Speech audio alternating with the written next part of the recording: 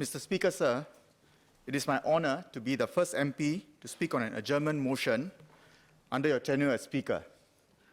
I join the honourable members who spoke before me to congratulate you on your election as Speaker and wish you well in the discharge of your solemn duties.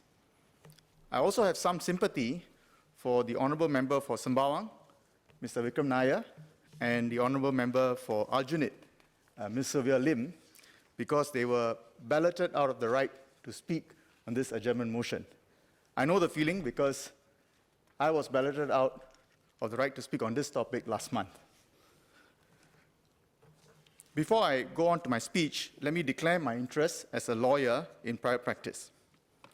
I wish to address this House today on the following matters. First, to highlight the need for more community-based support for offenders charged in court who are found to have more challenging psychiatric illnesses and are therefore deemed not eligible for community-based sentencing, and offenders in respect of whom decisions have been made not to prosecute on account of their psychiatric condition to ensure that they do not reoffend. Secondly, to seek a review of offences currently punishable with prescribed sentences to identify those which would be suitable for community-based sentencing. Courts have often found it challenging to impose sentences on offenders diagnosed with psychiatric conditions. Whilst generally the need for rehabilitation is a key consideration for mentally disordered persons, it has to be balanced against the countervailing need for retribution and deterrence at the same time. The 2010 amendments to the Criminal Procedure Code to expand community-based sentencing regime was a milestone in strengthening rehabilitation as an option for offenders in right cases. As explained by the Honourable Minister for Law in this House in 2010, community-based sentencing gives more flexibility to the courts in deciding an appropriate sentence for the offender in question. Not every offender should be put in prison. Community-based sentencing targets offenders traditionally viewed by courts to be on the rehabilitation end of spectrum, such as persons with specific and relatively minor mental conditions. For such cases, it is appropriate to harness the resources of the community. I'm heartened by the approach we have taken thus far to deal with such offenders. However, with the experience we have gained from the community-based sentencing regime for the past 7 years, perhaps it is time we consider extending community-based sentencing regime to offenders who suffer from more challenging mental disorders. I've come to know of one such offender professionally through a court-assigned pro bono case. Mr. Tan is a middle-aged man who has low IQ and a gaming addiction. He comes from a poor family. His father passed away some years back. His mother, a hawker center cleaner, looks after him and his younger sister. He was charged with the offense of stealing coins from a vending machine to feed his gaming addiction. He has similar theft convictions in the past. He underwent psychiatric evaluation to determine the suitability of a mandatory treatment order and was assessed as suffering from antisocial personality disorder. Unfortunately for him, his prognosis was guarded. Mr. Tan was deemed not suitable for mandatory treatment order, MTO, not because he's not at all treatable, but because it will involve a huge multidisciplinary effort to effect a turnaround in his condition. For example, it would be contemplated that he would have to be put in sheltered care or be enrolled in pro-social programs like anger and stress management. To give members of this House a sense of how such patients need to be managed, please allow me to quote the following excerpt from the UK Code of Practice for the Mental Health Act. Generally, treatment approaches for personality disorder need to be relatively intense and long-term, structured and coherent. Sustainable long-term change is more likely to be achieved with the voluntary engagement of the patient. People with personality disorders may take time to engage and develop motivation for such longer-term treatment. But even patients who are not engaged in that kind of treatment may need other forms of treatment, including nurse and specialist care to manage the continuing risks posed by the disorders. So we see they need significantly more than just psychiatric help. As a court, under the current Criminal Procedure Code provisions, was unable to consider imposing an MTO in the event a psychiatrist does not support it, It proceeded to consider Mr. Tan's suitability for conditional discharge under the Probation of Offenders Act. What we explored here was his voluntary participation in a program that was put up with community support. This program would have allowed him to be economically active and engaged with the community. With the assistance of BizLink, a VWO, and a counselor with the Marine Parade Family Service Center, Mr. Tan started learning how to work for the first time in his life. He made some progress initially. Unfortunately, due to influence of some others, he started reoffending. He dismantled a bicycle wheel from a bicycle and stole it, leaving the bicycle behind as a favor to his friend. Later, he punched a person in his face for intervening in a quarrel between him and his mother at a hawker center. In the end, the court decided he had to be punished. He was sentenced to 6 months jail for his offenses. This is not the end of the matter for his family. His sister also suffers from a psychiatric condition and was a co-accused in one of the offenses Mr. Tan committed. She had only just started offending. She is not receptive to counseling. She needs help before her situation becomes as serious as her brother's. Whilst our current regime allows for community sentencing such as an MTO for offenders with mental disorders, this is predicated on the offender being assessed to be suitable. When a guarded prognosis is given, it does not mean that the offender's treatment is not treatable at all. What it usually means is that the psychiatric treatment alone is unlikely to lead to the changes necessary. Currently, though, the main sentencing option for such offenders with guarded prognosis is a jail term. Sending such offenders to jail, in my respectful view, is not an ideal solution. The underlying condition has not changed. The chances of such offenders reoffending is great. Furthermore, such offenders are often victims in their circumstance, vulnerable to influence by people with bad intentions, and are often persuaded to do things which would get them into even more trouble, as was the case for Mr. Tan. At the very least, it would be in the interest of the general public to manage an offender's condition through a networked approach so as to ensure that his condition that led to his offending behavior does not worsen. Also, it would be in public interest to monitor such offenders after they have been released and, where possible, for adjustments to be made to the offender's circumstance and environment so as to lower the chances of them reoffending. I suggest that our courts be given more powers to put in place bespoke sentencing arrangements drawing from a multitude of disciplines for a wider spectrum of mental disorders. I understand that in prison, only offenders with Axis 1 mental disorders are provided treatment, but not Axis 2 disorders, beyond at times administering some medication to calm them. Axis 1 disorders are the more familiar ones, such as depression or schizophrenia, whereas Axis 2 disorders are usually lifelong problems, such as antisocial personality disorder, paranoid personality disorder, and mental retardation. The lack of treatment for or appropriate management of the psychiatric condition of such offenders would mean that they may exit prisons without the additional social and emotional skills to manage life, with the result that the risk of offending is not lessened. Examples of other sentencing options for such offenders may include mandatory inpatient treatment while serving a jail term, and mandatory regular reporting to a prescribed officer for monitoring even after a prison sentence has been served.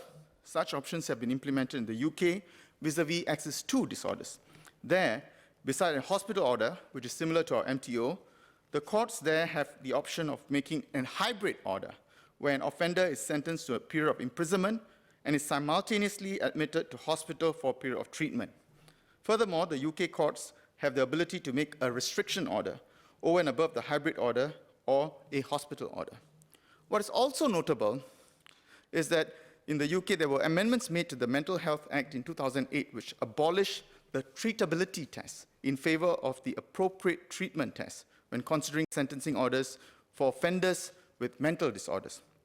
In 2008, the appropriate treatment test was introduced to replace the old test. Treatment is defined as including nursing, psychological intervention, and specialist mental health rehabilitation, and care. Treatment includes anything from a cure to containment. The new test allows the court to make a detention order for treatment so long as, having regard to the nature and degree of the mental disorder and all other circumstances, the appropriate medical treatment is available to him. Arising from the above, in the UK, they have multidisciplinary teams that assess more holistic sentencing options for the court, not just psychiatric treatment. I commend this approach to this House. If such an approach is adopted in Singapore, admittedly, there will be a need to enhance the resources committed for community-based sentencing. Hopefully, the government will be able to rely on VWO support. Also, with respect to offenders who have independent means of support, perhaps it may not be necessary for the psychiatric treatment component of MTOs to be administered via IMH, which would involve public resources. Instead, private sector resources can be drawn in too. In short, the options that I've identified, in my view, will allow judges to have more discretion to impose bespoke sentences on offenders suffering from serious mental conditions, especially personality disorders. I also believe such an approach in the long run better serves public interest. Separately, I've seen situations where conditional warnings were given in lieu of prosecution to mentally disordered offenders, especially youthful offenders. The Honourable Minister for Law explained in 2010 that conditional warnings are part and parcel of prosecutorial discretion and does not need to be hard-coded in our laws. Whilst I agree that there's no need for hard-coding, it may be good to provide a structured, community-focused legal framework and budget to support the rehabilitation of such offenders with mental disorders to reduce the likelihood of them reoffending and being charged in court. As a parallel, I wish to highlight the multidisciplinary approach taken by the Community Court in certain cases through the Community Court Conference, CCC, prior to sentencing. I've had the privilege of personally witnessing the efficacy of this approach in one case involving a 15-year-old boy in Bukit Batok who was given a warning in lieu of prosecution. This boy was diagnosed with autism and ADHD, and also suffers from a gaming addiction. Despite his young age, he has got into trouble with the law quite a few times. Recently, he was arrested for being in possession of a dangerous weapon. Not only that, through the instigation of some negative influences, he posted a video of himself in the internet deriding a particular gang. His father petitioned the police not to charge him in court. The police agreed and administered his son with a stern warning instead. Unfortunately, the boy continued to cause disruption, not just within his family, but the neighborhood. His father tearfully recounted that his son, for the first time, started laying his hands on him. To help the boy and his family, community leaders, the family social worker, his school teachers, psychiatrists, psychologists, and the police formed a social network to support him. I met these representatives with a view to coordinate their efforts. Through this approach, the boy is now required to regularly report to officers in a neighborhood police post.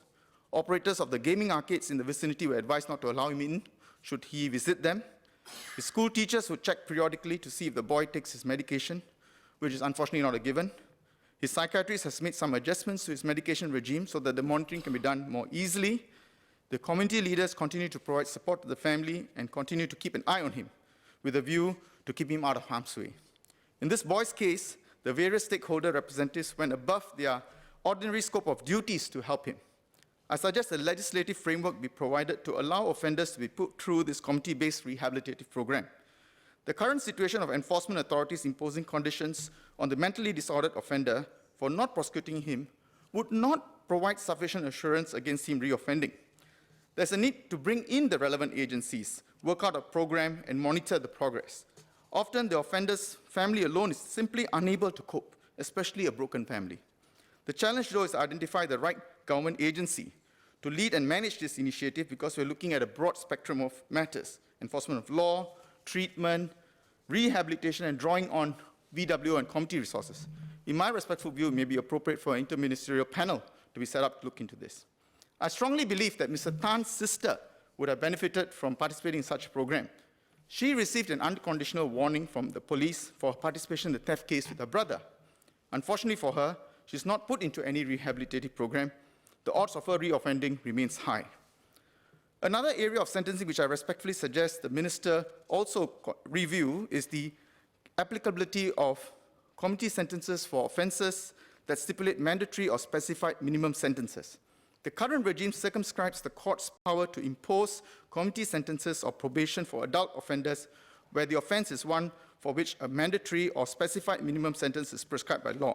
I filed an oral PQ asking if the Ministry of Law would conduct a review of offences punishable by mandatory or specified minimum sentences, to identify suitable offences for which community sentences or probation should be offered as sentencing options. The Honourable Minister for Law, in a reply dated 8 May 2017, stated the Ministry does not intend to do so, as these offences are seen as more serious. With respect, I do not see how it can be safely assumed that just because Parliament provides a specified minimum or mandatory sentence, that it must mean that Parliament considers this offence to be so serious as to be excluded from community-based sentencing. It gives rise to anomalies too. I offer two illustrations.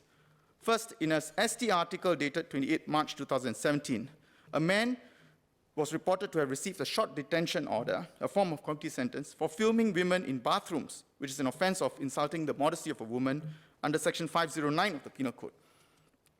In contrast, a first-time offender convicted for an offence of possessing uncensored films under Section 21 of the Films Act would be ineligible for community sentencing because that act prescribes a fine of not less than $100 for each such film in the offender's possession. Second, in a drink driving case under Section 67 of the Road Traffic Act, where injury or damage is caused and the custody threshold is breached, community sentencing is not available because the Road Traffic Act prescribes a minimum fine. Comparatively, in an ST article dated 14th of July 2016, it was reported that a motorist charged with causing death by a negligent act under Section 304A of the Penal Code was given a community sentence, a short detention order, as that section of the Penal Code did not prescribe a mandatory sentence. These anomalies were also highlighted by a specially convened High Court bench consisting of 3 judges in a 2015 case. The High Court stated that whilst Parliament decides on the relative gravity of offences, the policy considerations that underlie a legislative choice to impose a mandatory or specified minimum sentence may not necessarily be identical or relevant to the consideration of whether or not probation should be given or available in a particular case. For this reason, I respectfully suggest that the Ministry enlarge the scope of its present review of the community-based sentencing to also include such offences. In conclusion, I draw this House's attention to what the Honourable Minister for Law stated in his characteristically candid manner on 18th May 2010. He said as follows, I quote, "Each society seeks to strike a balance between the rights of society to secure conviction of a person who commits an offence and the rights of an individual. I will freely admit that there can be reasonable debate as to whether that balance has been rightly struck.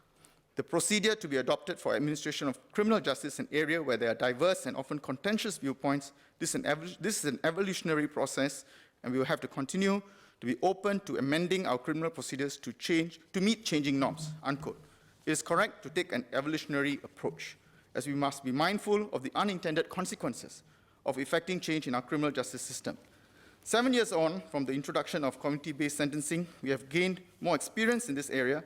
I suggest it's now time to review and take the necessary steps to strengthen the system based on the evolutionary approach advocated by the Honourable Minister. In many other societies, mentally disordered persons continue to be stigmatized and shunned. The typical sentencing solution for mentally disordered persons with serious conditions is to segregate them and keep them away as long as possible. Even in Singapore, if you do not effect a change in legislative policy, Mr. Tan and people like him would eventually run the danger of being imposed corrective training and preventive detention in prison. In lay terms, it means locking them up for long periods of time without the possibility of remission. In 2010, Minister for Law made a laudable move in introducing MTOs under the CPC. This continues to be celebrated in the criminal bar as a major turning point in relation to sentencing policy of especially mentally disordered offenders. 7 years later, in light of the impending revision of the CPC, we now have an opportunity. Mr. Murali, you have 1 minute left. Yes, I'll finish soon. We now have opportunity to strengthen the signal to these persons, their caregivers and families, that as a society, we remain invested in their well-being, treatment, and rehabilitation. However difficult the journey may be, we must show that we are with them. They should not be left alone.